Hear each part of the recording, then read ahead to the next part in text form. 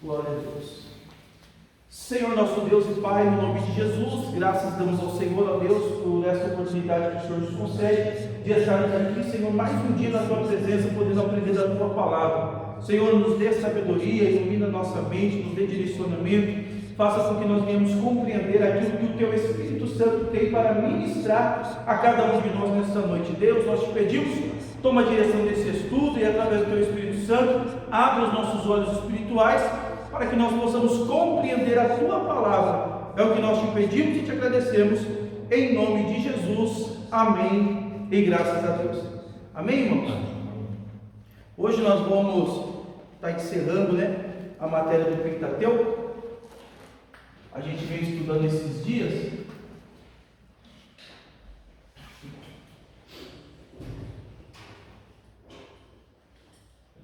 E a gente vai estar sempre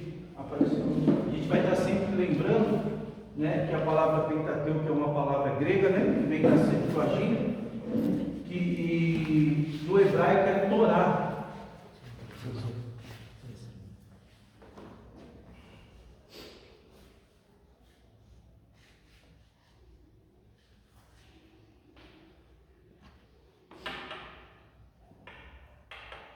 Vou pedir que os irmãos abram a sua Bíblia, só para a gente fazer essa leitura inicial. Livro de Deuteronômio, capítulo de número 2. Se os irmãos puderem abrir aí, o capítulo de número 2.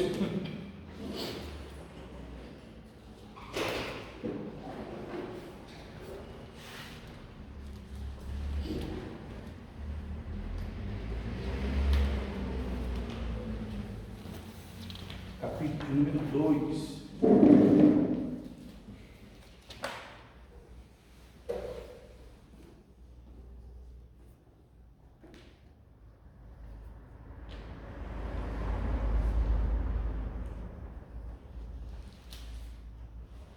Então, só para a gente já poder iniciar, o livro de Deuteronômio ele tem 34 capítulos. 34 capítulos. Deuteronômio é o último do Pentateuco, que na verdade é a Torá. Pentateuco é o nome grego, da Septuaginta. Deuteronômio é o quinto livro. O nome Deuteronômio quer dizer segunda lei, é a repetição. Por que tem essa repetição da lei? Por causa que o povo que está sendo público desse discurso são o povo que nasceu no meio do deserto.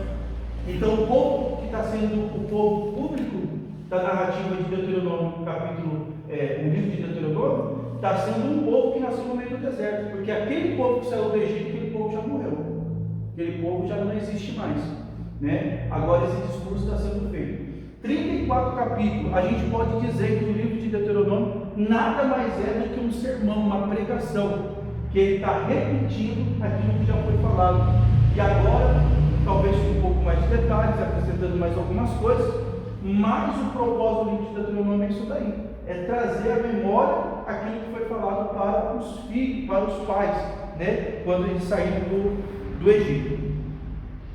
Só para a gente poder entender um pouquinho aí, o livro de Deuteronômio ele se divide em duas partes.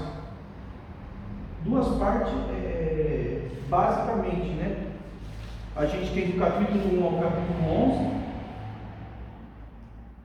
A primeira parte, nós temos do capítulo 12 ao 34.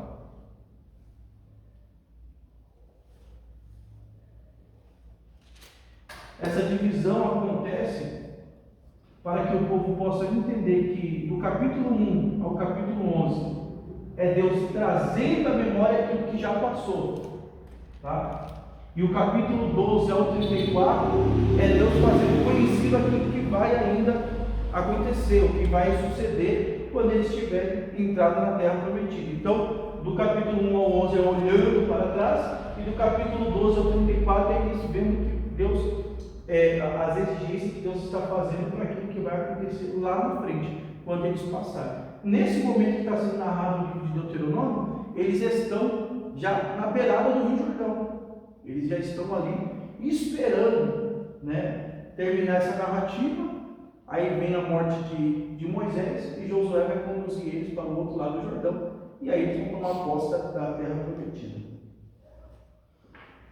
Os irmãos abriram aí, Deuteronômio capítulo de número 2.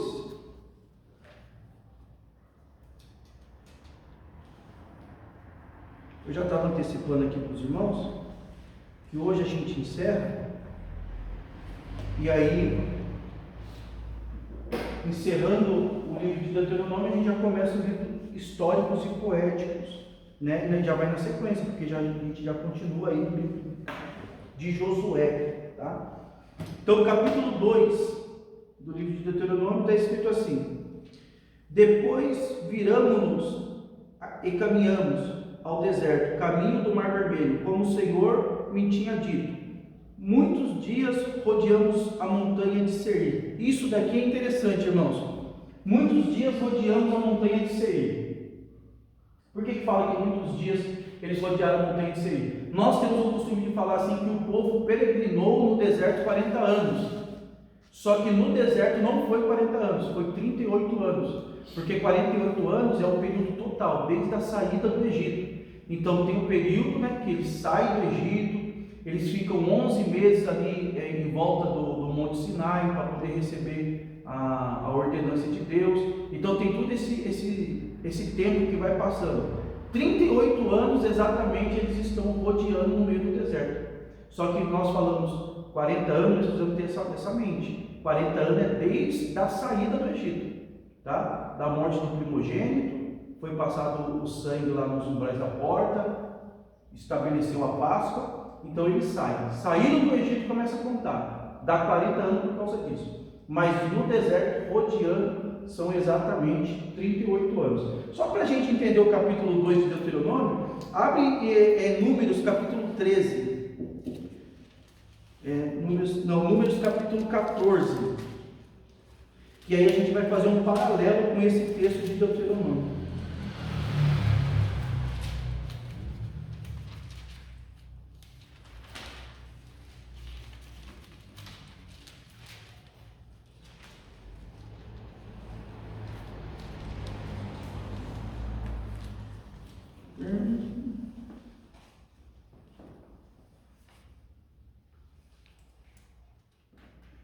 Deixa eu ver se é isso, capítulo 1.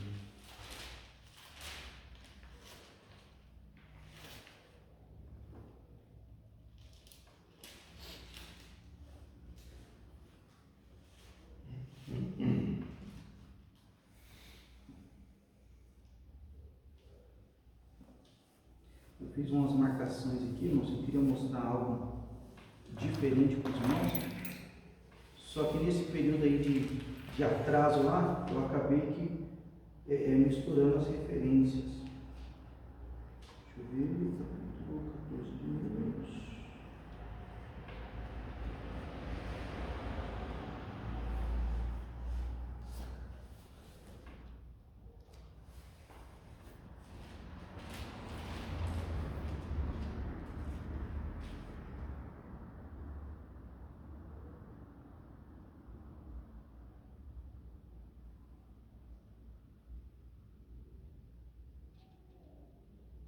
Isso, capítulo 14, versículo 1, tá? 14 de Números,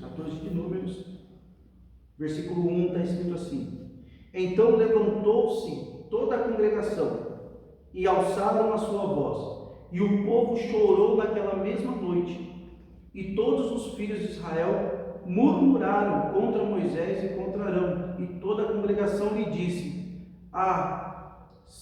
se morramos na terra do Egito, ou se morramos neste deserto. Quando você pega Números capítulo 14 e Deuteronômio capítulo 2, você vai entender o porquê que o povo ficou rodando no deserto, né? Que nós lemos aqui no capítulo 2 de Deuteronômio, quando diz assim, ó: depois viramos-nos e caminhamos ao deserto, caminho do Mar Vermelho, como o Senhor lhe tinha dito, e muitos dias rodeamos a montanha de Seir. O motivo do povo estar rodando no meio do deserto é pelo que aconteceu no capítulo 14 de Números. Isso aqui é importante a gente entender, porque o povo está murmurando contra Deus através das pessoas que Deus levantou.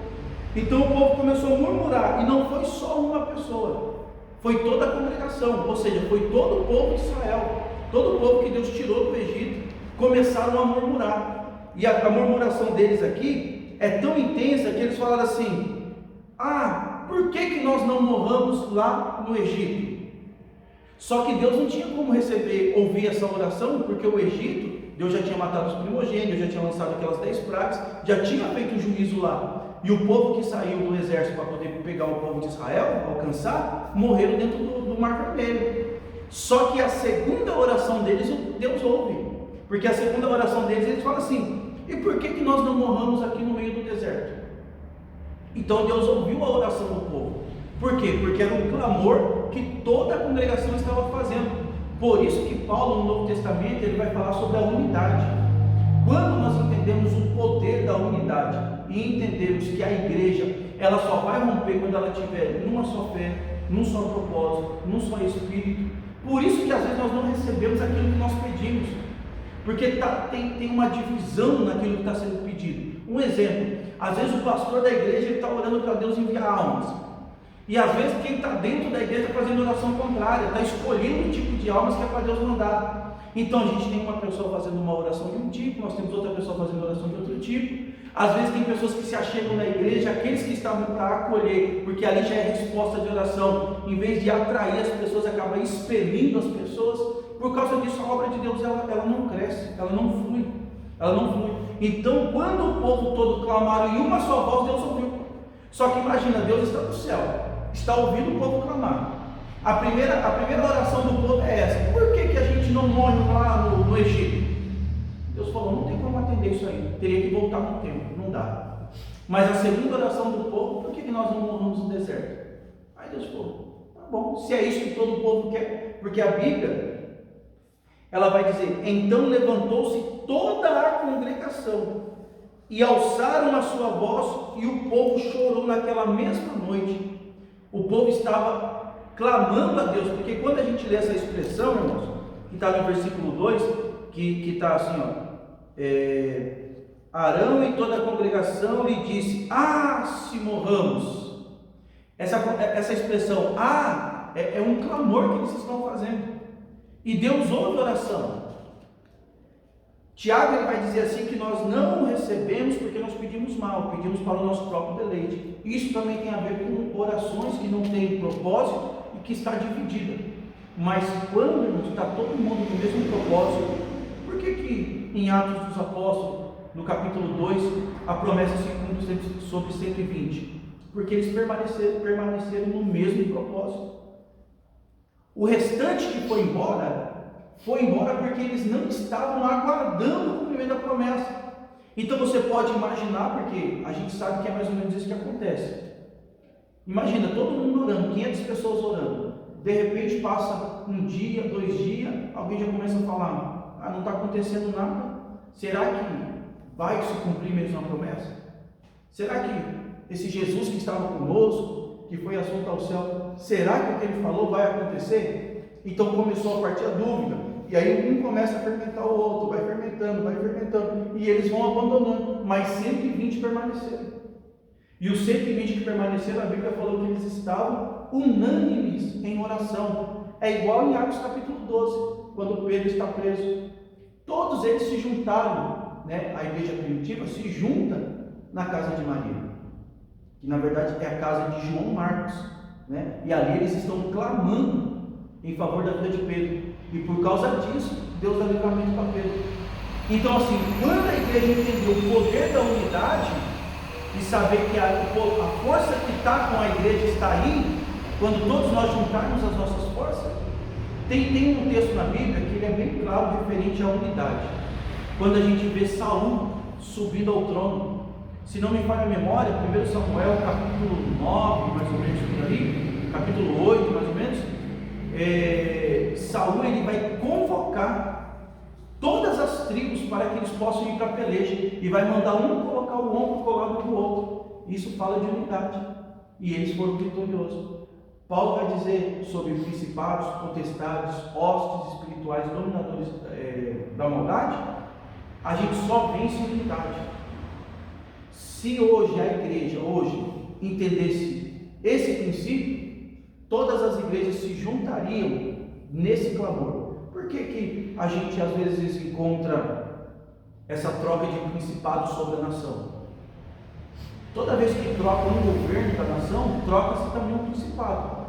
E os irmãos conseguem ver isso. Por exemplo, assim, dependendo do governo que está sobre a nação, você vai ver que tem algo que vai se destacar. Agora a gente está vendo aí o que está se destacando. É tudo aquilo que é o lado de perversidade. Perversidade na área sexual. Antes não tinha isso, porque antes era outro principado que dominava a nação. Então a igreja se juntar em unidade para guerrear contra o principado, nós vencemos. Porque como igreja local nós podemos lutar contra potestades, contra dominadores, que são demônios territoriais, mas contra principado, só quando a igreja, todas as igrejas se unirem. E a gente vê que isso não acontece, né? Por causa disso, muitas nações perecem, por causa dessa divisão. Então, o povo está clamando a Deus. Deus ouve a oração. A gente vê aqui que Deus, Ele ouve a oração. Então nós precisamos tomar cuidado naquilo que nós pedimos.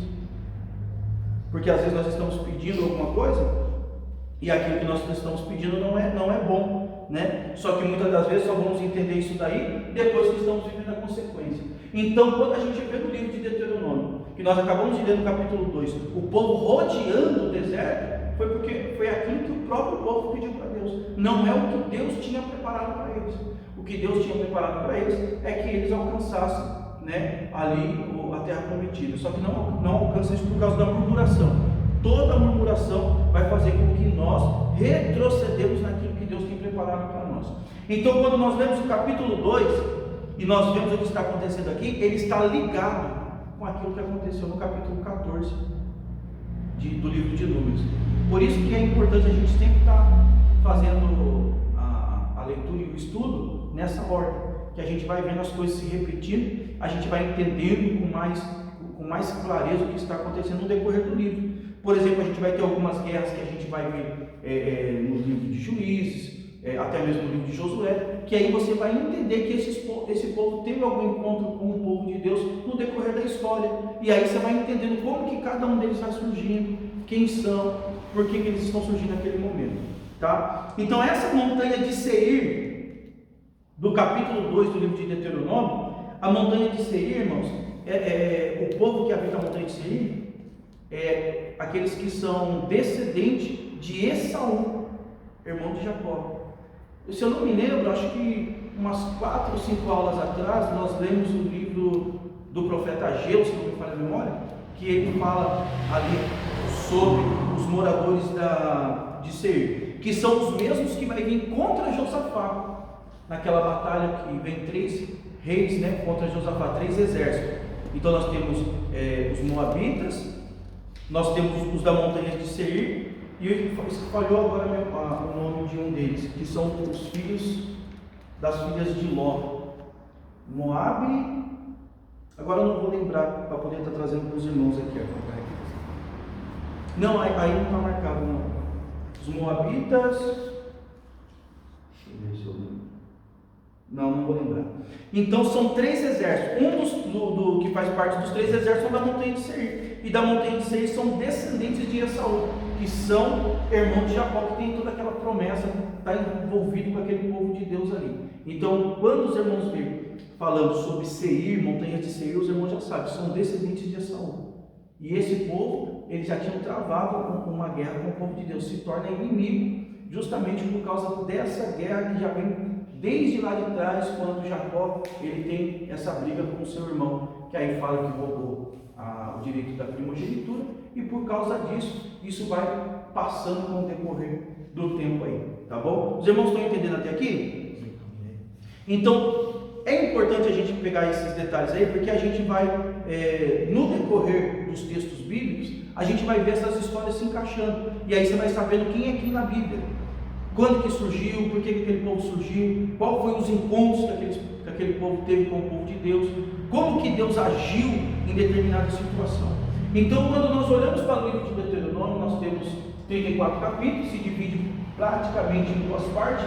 Do capítulo 1 ao 11, Deus está fazendo com que eles olhem para trás, e do capítulo 12 ao 34, Deus está mostrando para eles, ensinando a importância da obediência, Porque se não tiver obediência naquilo que vai acontecer do capítulo 12 em diante, o final deles vai ser a mesma coisa que aconteceu com os pais. Só para a gente entender de forma mais profunda. É Deus resumindo, falando assim, ó, se vocês plantar batata, não tem como esperar colher outra coisa. Vai colher batata. Então, se você quer mudar o final, o fruto, você tem que mudar aquilo que você está semeando. Então, não vai pelo caminho da desobediência, não vai pelo caminho da murmuração. Segue agora o caminho da obediência, o caminho, né, do temor, que vocês vão ver que lá na frente o fruto vai ser diferente. A morte dos pais foi porque murmuraram e foram desobedientes à palavra de Deus. E não é isso que Deus queria para o povo. Capítulo 3 do livro de Deuteronômio.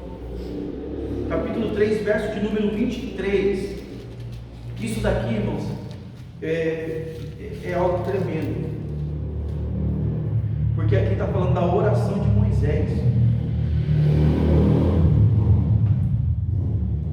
3 de Deuteronômio, versículo 23, está escrito assim: também eu pedi graça ao Senhor no mesmo tempo, dizendo: Senhor Jeová, já começaste a mostrar a teus servos a tua grandeza, a tua forte mão, porque Deus há nos céus e na terra que possa obrar segundo a tua obra, ou segundo a tua fortaleza. Rogo-te que me deixe passar, para que veja esta boa terra, que está além do Jordão, e as boas montanhas do Líbano. Moisés está fazendo uma oração, irmãos, e essa oração que Moisés está fazendo, Moisés está tentando mudar o coração de Deus na sentença que Deus deu. Por causa de uma atitude errada de Moisés, ele não pôde entrar na terra prometida. Agora, irmãos, eles estão do lado do Jordão, a terra prometida. A única coisa que separa a terra prometida deles é somente o Rio Jordão. E Moisés agora ele vai tentar fazer um último apelo para tentar mexer com o coração de Deus para que ele possa entrar. Mas Deus não vai permitir. E os irmãos sabem, tudo isso é consequência daquilo que Moisés fez quando Deus pede para ele falar a rocha e ele acaba ferindo, né? O primeiro episódio, Deus manda ferir a rocha, que a rocha ia brotar água, ele fere, está obedecendo. Por quê? Deus já estava trabalhando em uma figura que seria uma projeção profética, algo que seria símbolo do que ia acontecer lá na frente, já falando do ministério de Cristo, o Verbo encarnado. Os irmãos sabem que todas as vezes que nós falamos de rocha, isso tem uma ligação com Cristo. Lembra da história que Jesus contou? 2 homens, um edificou a casa sobre a rocha, outro edificou sobre a areia. Tá? Edificar sobre a rocha é edificar sobre Cristo. Edificar sobre a areia é edificar sobre coisas seculares, sobre este mundo que é tudo temporal. Então nós precisamos edificar sobre a rocha. A Bíblia vai dizer que Jesus ele é a pedra angular, os edificadores rejeitados. Então pedra, rocha sempre está ligado com Jesus. Então Deus falou para Moisés: toca na rocha, porque no momento que Moisés tocou na rocha, já estava falando da ferida de Cristo na cruz do Calvário. Ele ia ser ferido para que jorrasse uma fonte de água viva, que é aquela fonte que o próprio Jesus está conversando com a mulher samaritana no João capítulo 4. A água que eu tenho, se você beber, de você vai sair fontes de água que jorram para a vida eterna. E ela não entende, ela fala assim: eu pego da água desse poço aqui e eu torno a ter sede, me dá dessa água que eu não quero mais ter sede. Ela está entendendo as coisas terrenas. É igual quando ele está conversando com Nicodemos. Está falando um mistério tremendo do céu e Nicodemos está preso ainda em coisas da terra. Ele fala: como pode um homem voltar para o ventre da sua mãe? Aí Jesus já percebe que ele ainda não está preparado para ouvir as coisas que são do alto. Ele fala: estou falando de coisas terrenas, você não entende? Imagina se eu começar a falar das coisas celestes. Então, o que acontece com Moisés aqui é isso. Na segunda vez era para ele só falar, porque fala agora do período da graça que nós estamos vivendo. A primeira vez que a rocha foi ferida, fala da morte na cruz. Só que agora não precisa mais ser ferido, agora basta falar, porque isso traz para nós a ideia de que nós, tomando a consciência de que Jesus já foi ferido, morreu na cruz do Calvário, ressuscitou, agora nós temos acesso ao Pai por intermédio de Jesus, basta a gente pedir. Porque tudo que nós pedimos em nome de Jesus, tudo que nós pedimos ao Pai em nome de Jesus, Ele vai realizar para que o nome do Senhor seja glorificado. Só que Moisés não faz isso. Moisés ele fere de novo. E aqui tem outro ensinamento. Moisés fere por causa da experiência que ele viveu no passado. A primeira vez eu feri a rocha do lago, então eu vou ferir de novo. Sabe o que acontece às vezes nos nossos ministérios? Quando eu falo nosso ministério, irmão, não estou falando da igreja, eu estou falando do ministério pessoal. Nosso ministério, às vezes, como pastor, como evangelista, como presbítero, é que a gente quer viver de experiências passadas. Ah, deu certo lá. Tá, naquele tempo Deus queria trabalhar daquele jeito, agora é diferente. Sabe, a gente vê muitas pessoas lamentando hoje dentro da igreja. Antigamente, quando eu ia para o monte, as brasas acendiam. Antigamente, no hino da harpa, as crianças eram batizadas no Espírito Santo. Ah, antigamente. Mas um dos atributos de Deus é a imutabilidade. Deus não muda. Ele é o mesmo ontem, hoje e será para todo sempre. Por que agora não acontece mais isso? Então, quem está falando também tem que se colocar na posição de reconhecer o erro. Porque se não acontece com o irmão, e quando eu fizer, não está acontecendo também? Então nós estamos iguais. Então nós precisamos mudar isso daí. Parar de viver em experiências passadas. O que passou, passou, irmão. O culto de ontem foi uma maravilha, mas o culto de amanhã vai ser melhor que o culto de ontem. Então a gente precisa sempre focar nisso daí. Se Jesus não voltar antes, eu preciso viver novidades de Deus, novidades através do Espírito Santo. E isso nós vamos viver por quê? Porque Deus ele não muda. Deus ele quer continuar, irmãos, dando vista ao cego, levantar paralítico, curar enfermo, expulsar demônio através de nós. Só que a gente precisa se posicionar. Ezequiel vai dizer assim, Deus usa a boca de Ezequiel e fala assim: procurei um justo sequer e não achei para que se colocasse na brecha. Só que naquele tempo ainda tem uma desculpa que o Espírito Santo usava uma pessoa só. Hoje não tem mais essa desculpa. O Espírito Santo está sobre todos nós. Todos nós somos templos e morada do Espírito Santo. Então todos nós somos esse justo que Deus está procurando. Ah, pastor, eu sou um pecador lutando contra o pecado? Não, você é um santo lutando contra o pecado. Santo porque você está sendo santificado através de Cristo. Nasceu de novo. A Bíblia diz que se a primícia é santa, toda a massa também é. Então nós somos santificados através de Cristo. Então nós somos santos, irmão. Essa ideia que o mundo tenta trazer para dentro da igreja, falando, ninguém é santo. Não. Porque santo quer dizer separado. E nós somos separados. Né? A maior prova disso é o ato do batismo. Você morreu para o mundo.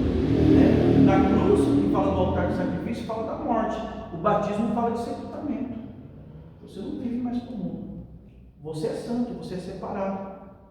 Né? Por que que Deus é santo? Deus é separado, irmão. Ele está separado de tudo aquilo que, quando a gente olha para a santidade de Deus, Deus está num alto e sublime trono, que nem Isaías fala no capítulo 6. Ele está separado, ele é santo porque está separado. Né? Deus, claro, não tem pacto com o pecado, não tem comunhão com as trevas, mas a palavra santa quer dizer isso, separado. Então todos nós também precisamos entender isso daí, tá bom? Nós lemos capítulo 3, verso do 23 ao 24 nós lemos, né? E o 25. Agora o 26, porém o Senhor indignou-se muito contra mim por causa de vós. Não me ouviu, antes disse, basta. Isso daqui é duro, irmão. Porque às vezes a gente fala assim, tantas pessoas fizeram tantas coisas erradas, né? A gente vê Davi caindo no pecado de adultério. A gente vê tantas pessoas deslizando. Aí parece que uma oração de Moisés, Deus fala, basta. É Deus falando assim, não adianta orar, Moisés. Já está decidido. Né? Porque se você for perceber, Moisés está querendo se segurar naquilo que ele fez para Deus. E a gente não alcança nada por mérito. Tudo que nós alcançamos pela graça, por misericórdia, né? Então nós precisamos entender isso daí. Vai ter pessoas que Deus vai dar um pouco mais de corda, por quê? Porque Deus é justo, irmãos. Nós não sabemos os requisitos que Deus está usando para poder julgar aquela pessoa. E vai ter pessoas que, se fizer alguma coisa errada, parece que já viu o decreto de Deus. Mas a gente precisa entender isso. Tudo que nós fazemos, tudo que nós somos, tudo que nós recebemos por graça e misericórdia, não por mérito, né? Então, Moisés, quando você lê o texto, você percebe que de uma certa forma ele está tentando se apresentar para Deus, que nem às vezes a gente faz umas orações meio hipócritas, né? A gente chega enaltecendo a Deus, mas a gente mesmo sabe que a gente não está sendo a vontade de Deus, que a gente está fazendo alguma coisa ali, que as nossas ações estão impedindo da gente alcançar níveis mais profundos em Deus. Você olha a oração de Moisés, você percebe, também eu pedi graça ao Senhor, no mesmo tempo dizendo: Senhor Jeová, já começaste a mostrar aos teus servos a tua grandeza.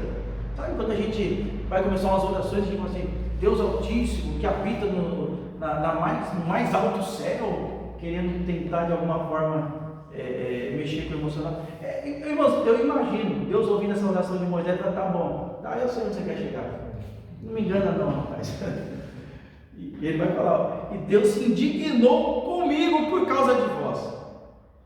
E Deus disse: basta, não me fale mais sobre esse negócio. A gente precisa entender duas coisas que Deus faz no nosso ministério, no nosso chamado.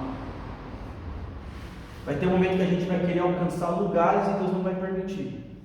E às vezes a gente fica chateado com Deus porque a gente não entende o propósito. Moisés não entrando na terra prometida, mas ele teve um final da sua vida honroso. Talvez, se Deus permitisse ele entrar, poderia acontecer alguma coisa que não fosse tão honroso como foi nesse episódio. Assim como nós temos o rei Ezequias, quando Isaías vai lá e fala assim: põe a tua casa em morte, porque essa enfermidade é a tua morte. Ele vira para o canto, ele ora a Deus, ele lembra a Deus as coisas que ele tinha feito. Deus acrescenta mais anos de vida. Nesse período dos anos de vida que Deus acrescentou para ele, nasce o pior rei de Israel, Manassés, cara terrível. Então às vezes nós precisamos tomar cuidado, né? Às vezes nós queremos alcançar coisas que não é para a gente alcançar. Você vê que Deus deu uma honra especial para Moisés. Por quê? A gente entende que Moisés morre na presença de Deus, e olha a honra, o próprio Deus faz o sepultamento de Moisés, porque a Bíblia fala que não se achou o corpo de Moisés. Por isso a gente acredita que Moisés ainda tem um papel importante que vai ser revelado, né, no período da grande tribulação. Quando a gente vê as duas testemunhas, que a gente vai falar isso aí com bastante detalhe quando a gente entrar em escatologia, que quando você vê as duas manifestações de poder, você identifica dois personagens da Bíblia. Você vê Elias e você vê Moisés, através da manifestação do poder. Então, a gente vê, Elias não morreu, né? Elias foi separado de Eliseu por uma carruagem de cavalos de fogo e foi levado ao céu pelo redemoinho, vivo. Moisés, a Bíblia, por mais que a Bíblia fale que Moisés morreu, mas a gente vê Moisés aparecendo no monte da transfiguração em Mateus 17. Aparecem os dois personagens, Moisés e Elias, conversando com Jesus no monte da transfiguração. E quando eu falei, quando a gente olha na escatologia as duas testemunhas, tem ali sinais muito fortes para que seja Moisés e Elias. Então, ainda que Moisés estava clamando a Deus porque ele queria ir, Deus fala não. E tudo isso, irmãos, consequência daquilo que o povo causou no decorrer do ministério de Moisés. Porque nós vemos no capítulo 14 que o povo pede para rodear o deserto. Porque no capítulo 13 eles estão olhando e estão falando: não, a terra é boa, mas tem gigante aí. Não vai ser tão fácil, não. Vai ser difícil a gente estar nesse lugar aí. E aí Deus já começa a ver a murmuração do povo aí, com exceção de Caleb e Josué. Que eles viram que tinha gigante, mas falaram assim: Deus prometeu, nós vamos possuir essa terra.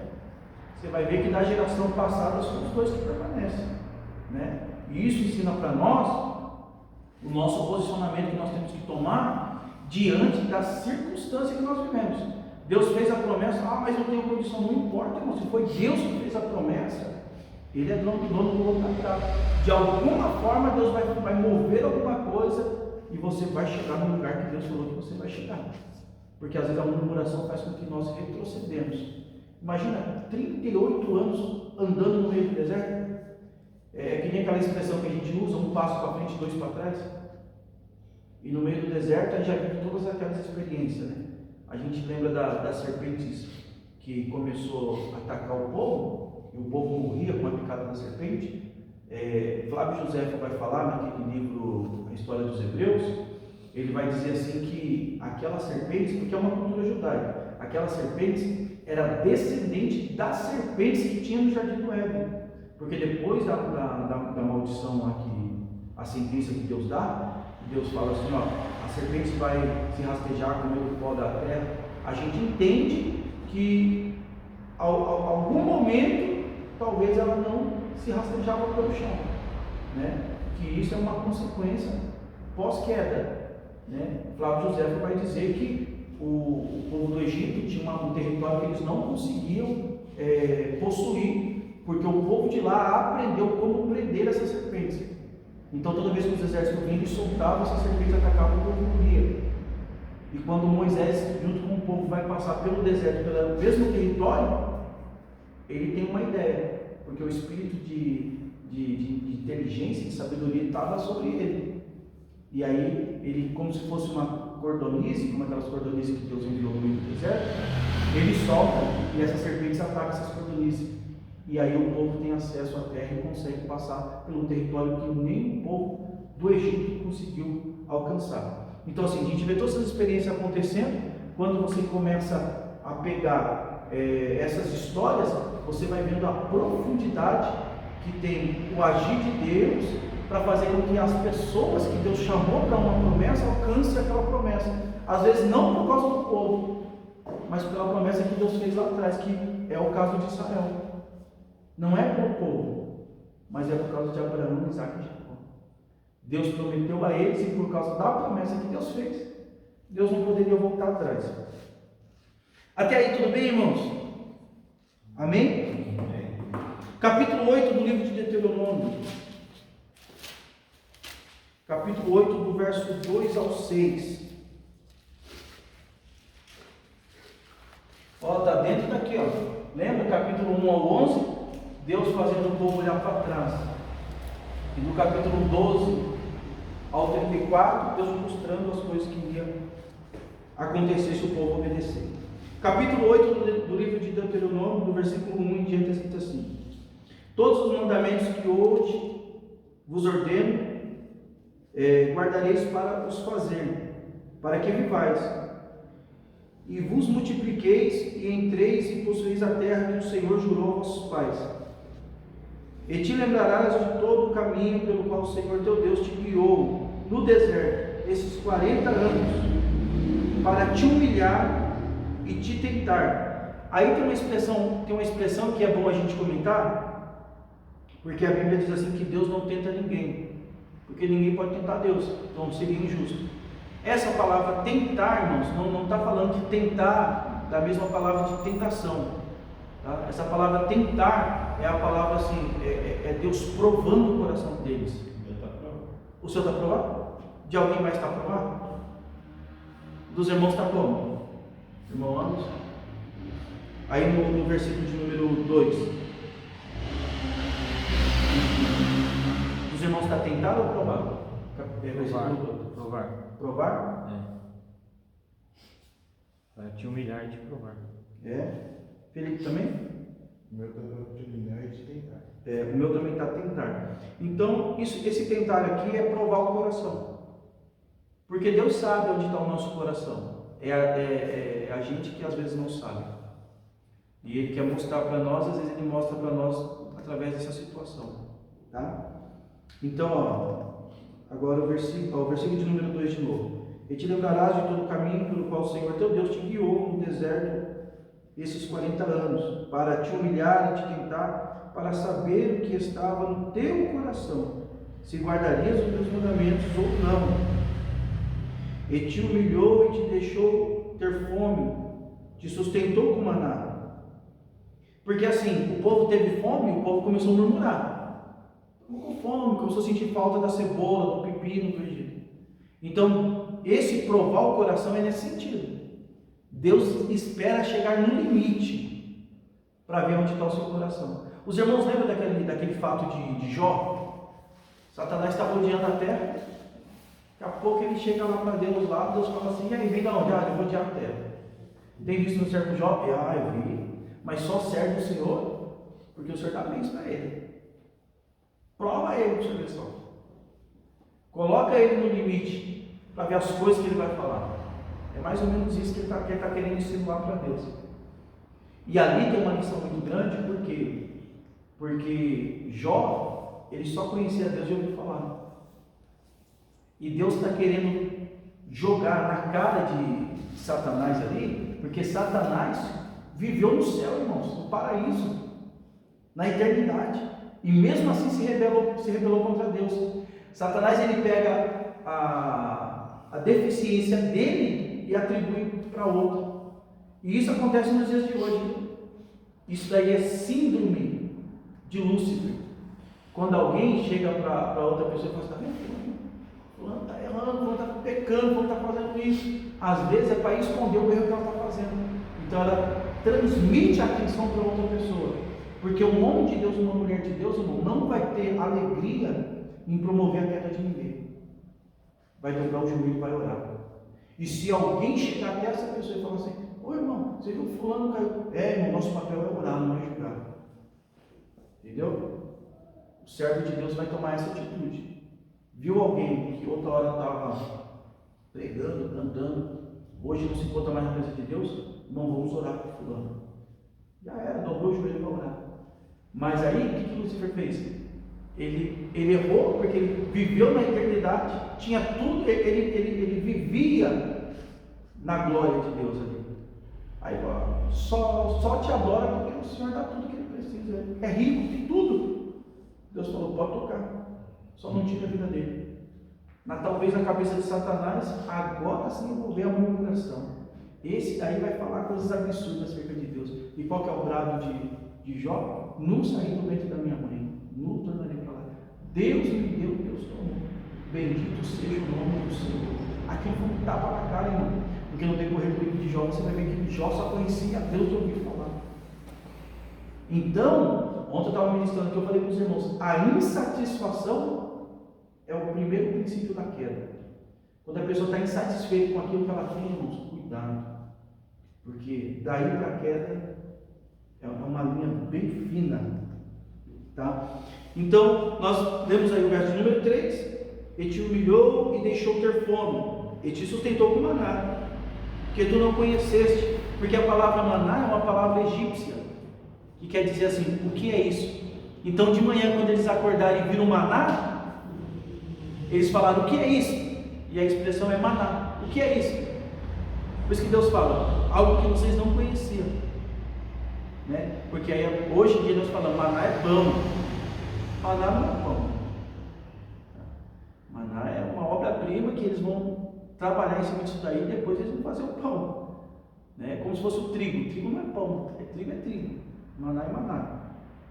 Tá? Olha lá. E sustentou com maná que tu não conheceste, nem teus pais conheceram, para te dar a entender e que o homem não vive só de pão, mas de tudo aquilo que sai da boca do Senhor viverá o homem. Vocês lembram quando Jesus está sendo tentado pelo diabo lá no deserto? Ele está citando Deuteronômio 8, versículo 3. Nem só de pão viverá o homem, mas sim de toda a palavra que sai da boca do Senhor. Então, tudo que a gente vê no Novo Testamento tem uma importância muito grande. Por quê? Porque, principalmente sobre a vida de Jesus, o ministério de Jesus. Ele está trazendo a memória, porque aonde os homens erraram, ele está mostrando que é possível acertar, né? Porque às vezes a gente tem esse entendimento que, dependendo do lugar que eu estou mais sujeito a errar. Jesus está ensinando para a gente o contrário. É mais fácil você cair no jardim do que no deserto. Porque enquanto o primeiro homem cai no jardim, peca no jardim, Jesus sai vitorioso no meio do deserto. Então, irmãos, só aqui a gente já não tem mais desculpa para poder falar assim, para mim não tinha jeito não tinha outra escolha, tinha assim. A gente escolheu aquilo que era mais fácil, a gente procurou pegar um atalho. Verso 4, nunca se envelheceu os teus vestidos sobre ti, nem se inchou os teus pés esses 40 anos.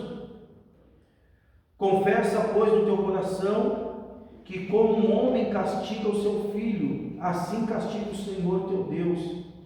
Guarda os mandamentos do Senhor teu Deus para o temer e andar nos seus caminhos, porque o Senhor teu Deus te coloca numa boa terra, terra de ribeiros, de águas, de fontes, de abismos, né? Abismos aí são fontes profundas, irmãos, como se fosse um poço artesiano, que sai dos vales e das montanhas, terra de trigo, cevada, vide, figueira, romeira, terra de oliveira, abundante em azeite e mel, terra em que comerás o pão sem escassez, nada te faltará nela, terra cujo as pedras são ferros e cujos montes tu cavarás o cobre. Deus falando de provisão. Quando você lê Deuteronômio 8, versículo 8, você entende qual é os frutos que são produzidos na terra de Israel.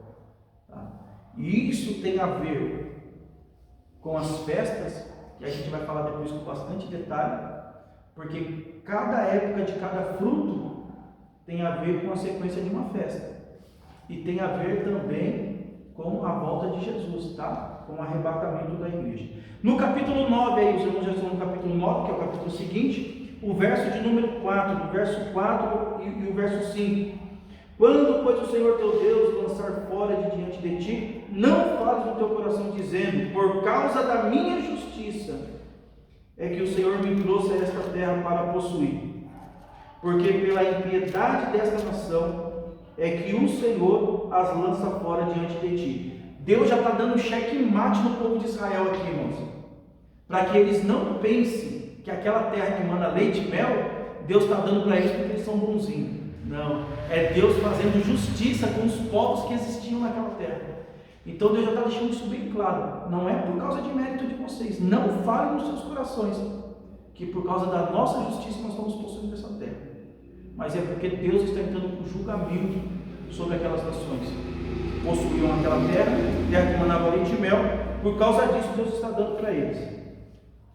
Versículo 5: não é por causa da tua justiça, nem pela retidão do teu coração que entras e possui essa terra, mas pela impiedade dessas nações, o Senhor teu Deus as lança fora de diante de ti. Deus está lançando fora por causa disso, porque o povo daquelas nações estavam praticando coisas que não agradavam a Deus. Amém? Até aí os irmãos estão entendendo? Alguma pergunta? Não? Ó, do capítulo 1 ao capítulo 4, Deus está fazendo o povo recordar, tá? É muito bom as pessoas se recordarem, porque quando você recorda de algo, você valoriza o que tem. Davi, sendo rei, ele vai escrever um salmo e vai dizer assim: o que darei eu ao Senhor por todos os benefícios que o Senhor tem me feito? Ele se recorda de onde Deus o tirou. E isso é gratidão. A ingratidão é quando a pessoa está num lugar onde Deus a colocou, mas ela não atribui aquilo a Deus. Ela fala: estou aqui por méritos meus. E nunca foi por mérito, irmão. Sempre foi por graça.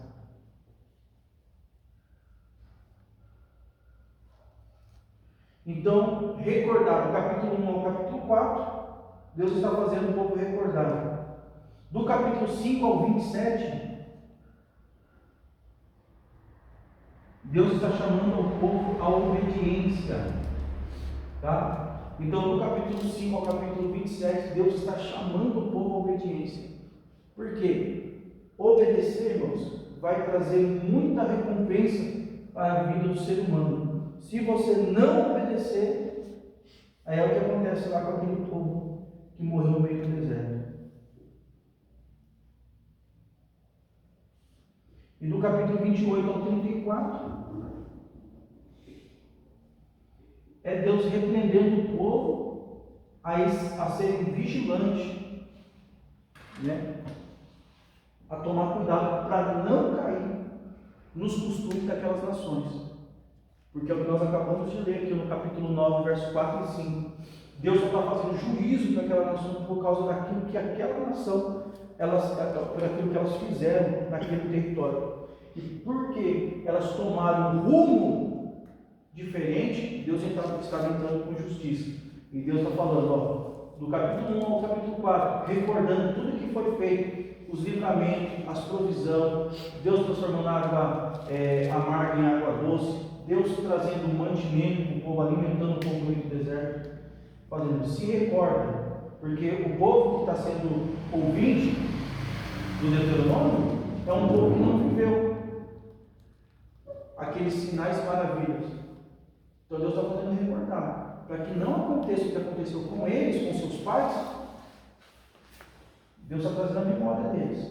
E Deus já inicia o capítulo 5 ao 27, mostrando toda a importância de obedecer. O negócio é tão sério aqui, irmãos, do capítulo 5 ao 27, que Deus vai falar assim, ó, vocês vão colocar nos umbrais da porta as leis, os pais vão ensinar os filhos no caminho quando estão andando, né?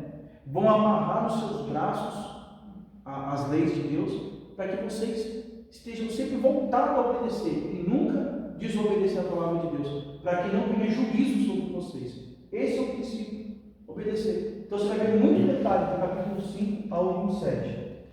E Deus está falando para eles tomar cuidado do capítulo 28 ao capítulo 34. Quero que os irmãos abram aí o capítulo 31.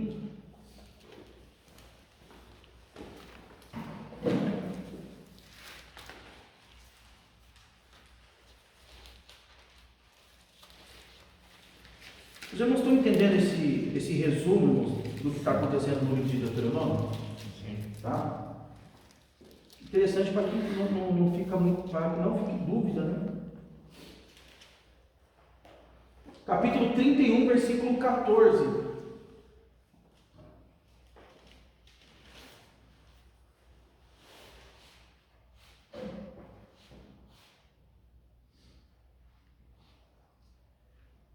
Agora, do capítulo 31 ao versículo 14, do capítulo 31, do versículo 14 ao 18, olha o que Deus vai fazer. Deus vai levantar Josué para poder assumir o cargo de Moisés. Olha o versículo 14. E disse o Senhor a Moisés: eis que os teus dias são chegados, para que morras. Chama Josué e põe de vós e coloca, e se coloca na tenda da congregação, para que eu lhe dê ordem. Assim foi Moisés e Josué, e se puseram à tenda da congregação. Então o Senhor apareceu na tenda, na coluna de nuvem, e a coluna de nuvem estava sobre a porta da tenda.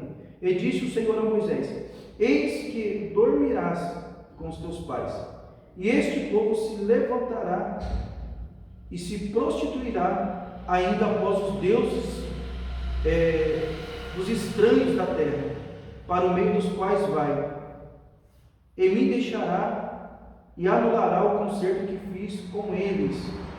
Assim se acenderá a minha ira naquele dia contra ele, e desampará-lo-ei, e conhecerei o meu rosto, e esconderei o meu rosto deles. Somente até aqui, irmão, só para a gente entender o negócio. Deus está falando para Moisés: chama Josué, porque agora, a partir desse momento, daqui você já não tem mais para onde ir, aqui você morre.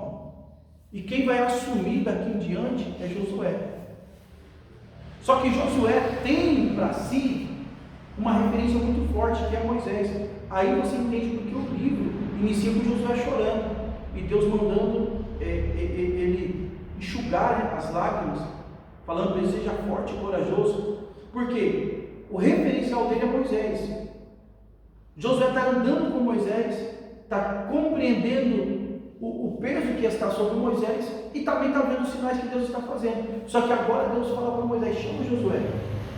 E na tenda da congregação, Deus vai falar: ó, o seu fim está próximo, você vai ser sepultado, vai morrer, vai dormir com seus pais, e de agora em diante quem vai assumir vai ser Josué.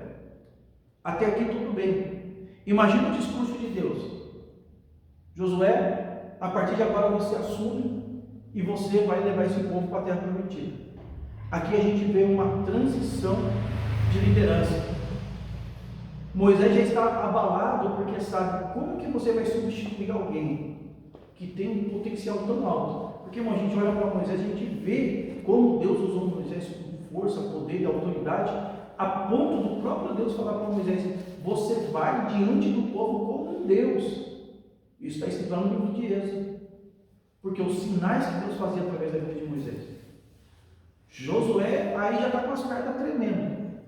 Aí Deus vai mexer com o coração de Josué, porque Deus vai falar assim: ó, e esse povo que você vai liderar, esse povo aí, ó, é perverso, vão se prostituir, vão adorar os deuses estranhos, a minha ira vai se acender contra eles. Então Josué está recebendo uma ordem da parte de Deus para substituir Moisés, mas já sabendo que o povo não vai ser fácil, que o povo vai se tornar perverso, assim como o povo foi perverso no meio do deserto. Só que a gente vê uma diferença de liderança. Moisés, ele está liderando o povo como pastor, e como pastor, você vai ver a expressão de Moisés, quando Deus fala assim que vai matar o povo. Moisés fala assim: ó, risco o meu nome no livro da vida, mas não faz mal para esse povo. E isso é uma posição de pastor. Você vai ver Moisés com o cajado na mão, você vai ver relatos de Moisés apacentando o rebanho do sogro. Olha a característica de um pastor: se compadece com o povo. Mas quando Josué é levantado, irmãos, o negócio é diferente. Porque se Moisés tem um cajado na mão, Josué tem uma espada. Todas as vezes que o povo está cometendo coisas que é abominável, e a gente vai ver isso aí com detalhe no livro de Josué, Josué já quer passar a espada em todo mundo. Então a gente tem a liderança de Moisés, que ele se colocava na frente do povo, no meio da ira de Deus. É por isso que Moisés fala assim que vai se levantar um profeta, e esse profeta vai ser semelhante no sentido do que? De se entregar pelo povo. Por isso que quando João Batista inicia o seu ministério, o povo que vai até João Batista pergunta: mas quem é você? Você é Elias? Você é Moisés? Você é o profeta? E ele fala: não, eu sou a voz do que clama no deserto. Porque ele entendia que ele estava só preparando o caminho, porque era Jesus que era o profeta que tinha sido profetizado por Moisés. Só que a gente vê essa diferença de liderança: Moisés com o cajado e Josué com a espada. E aqui, irmãos, tem um segredo, que Deus ele sempre vai levantar um pastor, um líder, conforme a necessidade do povo. Vai ter um momento que precisa ser alguém mais calmo, Deus vai levantar uma liderança mais calma. E vai ter um momento que Deus vai levantar uma liderança, e aí aqueles que estão sendo liderados vão falar assim: poxa, como eu sentia saudade de Moisés. Mas quando Moisés estava não valorizou, né, o governo de Moisés. Você vai ver que Josué ele é tão terrível na espada, que além de ele falar para Deus assim: Deus, o Senhor der uma ordem, eu passo a espada em todo mundo. Você vai ver que ele puxa a espada até para anjo, mano. Quando aparece um anjo ali, ele já puxa a espada. Quem é você? É dos nossos ou é contra nós? Então você vê que o ministério dele é marcado com espada. Então a gente, às vezes, a gente está debaixo de uma liderança e tem pessoas que estão questionando a liderança. Mas aquela liderança que Deus levantou é por causa da necessidade do povo.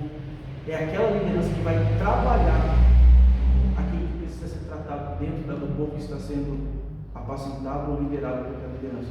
Isso é bom a gente entender, irmãos, porque assim, às vezes a gente quer procurar lugares melhores para a gente ficar, sabe? Ah não, ali é liberal, ali pode tudo, eu vou para lá, é mais tranquilo.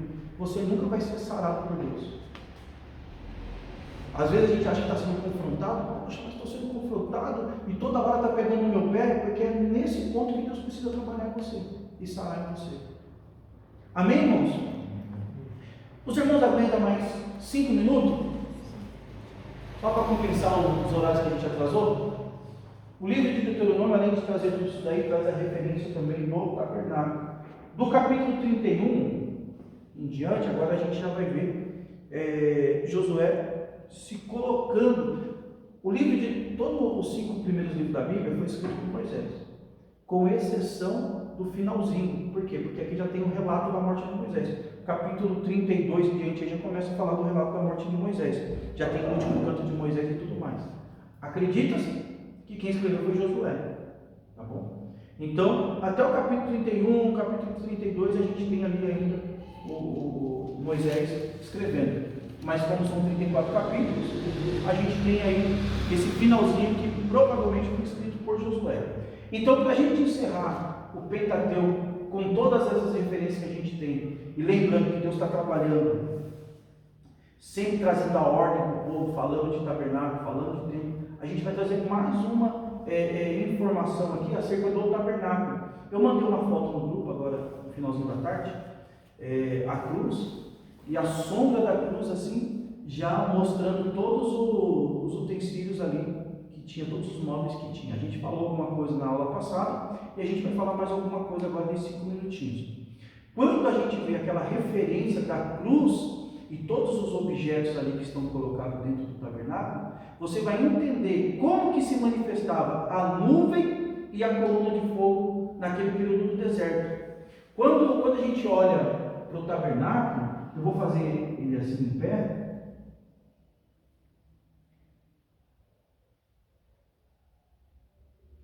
Então aqui é o átrio, lugar santo e santo dos santos. Aqui os irmãos sabem que tem o altar do holocausto. O altar do holocausto, aqui tem a bacia, aqui a mesa com os pães, aqui o altar do incenso, aqui o candelabro e aqui a arca da aliança. Quando a Bíblia fala que a nuvem estava conduzindo o povo sobre o deserto, eu não sei como que os irmãos entendem isso daí, mas eu sempre pensei que era uma nuvem muito grande que ficava sobre todo o povo. A nuvem ficava sobre todo o povo para que o sol não matasse o povo, porque o sol é um sol escaldante. Só que ela ficava mais densa em cima da onde estava a arca da aliança. Então, que nem hoje a gente olha no céu, a gente não vê uma nuvem mais densa e aquelas nuvens mais ralas, mais ralinha. Então, aonde está a arca da aliança era uma nuvem mais densa. E eles sabiam que aquilo ali era uma manifestação de Deus. Então, se aquela nuvem densa se movesse, aí o povo sabia que era tempo de levantar acampamento para poder se movimentar. Se ela permanecesse, eles sabiam, não, é tempo de a gente permanecer. Então, não sabemos quanto tempo vamos permanecer. Enquanto a nuvem está aí, a gente permanece. E quando a noite vinha, aquela nuvem, ela saía, conforme a luz do dia ia sumindo por causa da noite, a nuvem, ela subia e uma coluna de fogo descia. Essa coluna de fogo, ela era intensa aonde estava a arca da aliança. Os irmãos já viram em filme, quando explode uma bomba nuclear, aquela forma, aquele cogumelo assim, a explosão? É mais ou menos, era essa a imagem que eles tinham. Uma coluna de fogo bem densa mesmo, bem forte, aonde estava a arca da aliança, mas que mantinha um calor daqueles que estavam acampados em redor. Por isso a gente vê 3 tribos aqui, 3 tribos aqui, 3 tribos aqui, 3 tribos aqui. Essa coluna de fogo que vem aqui, ela aquecia esse povo que estava aqui. Lembrando que era quase 5 milhões de pessoas. Tá? Quem estava de longe, olhasse para esse cenário de longe, já via aqui um formato que é a sombra da cruz.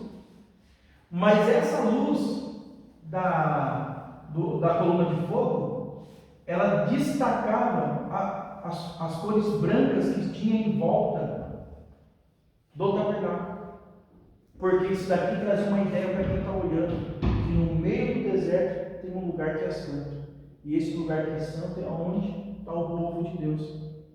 Separado no meio do deserto, um lugar santo. O altar do sacrifício, ele era elevado, ele tinha uma certa altura e tinha uma rampa de pedra. Não podia ser degrau, tinha que ser rampa.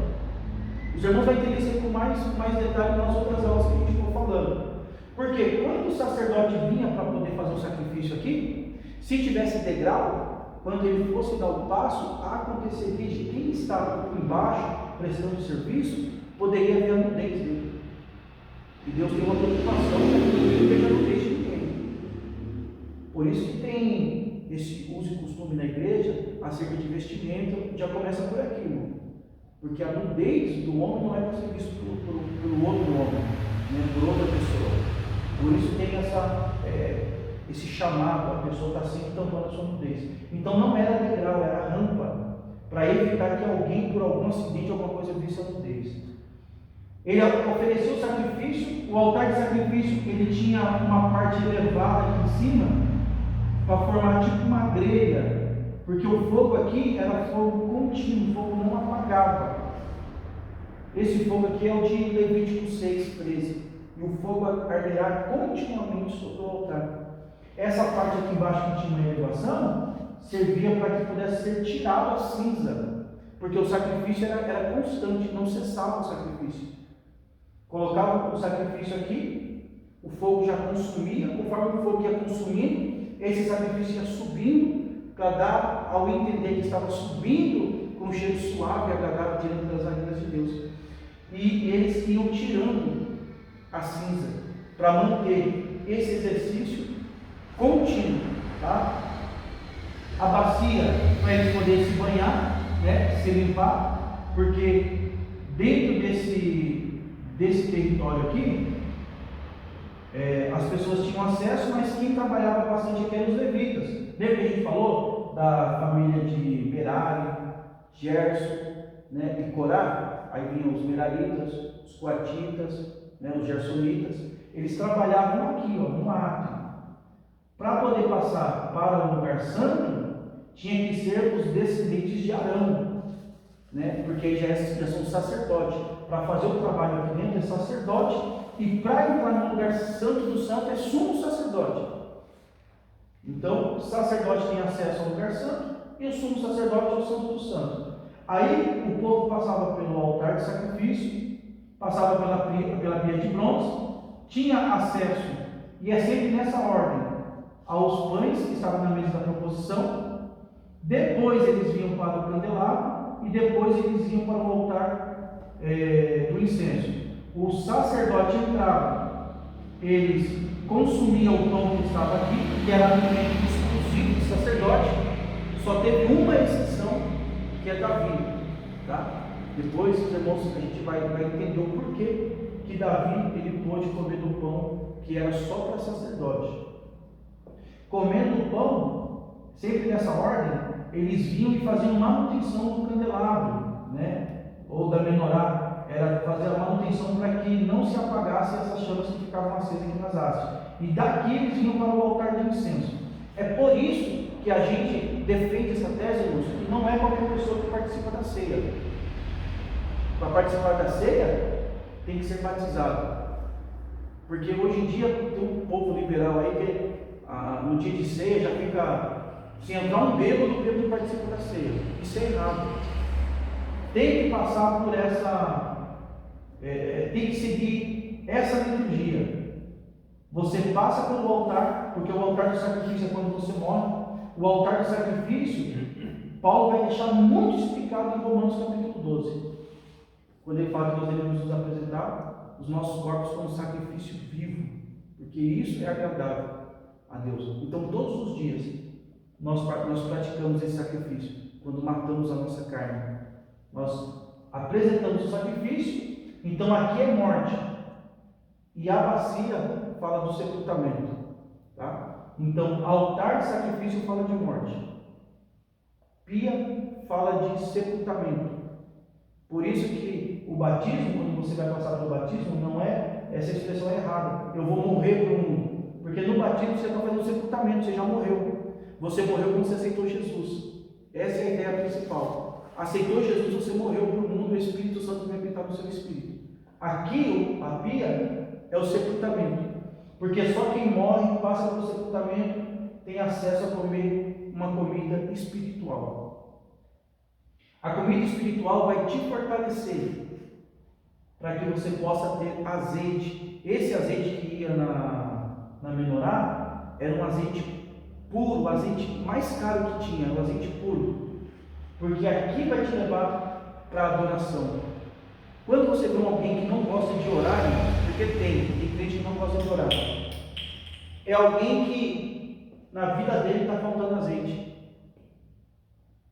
E aí vocês lembram da parábola das 10 virgens?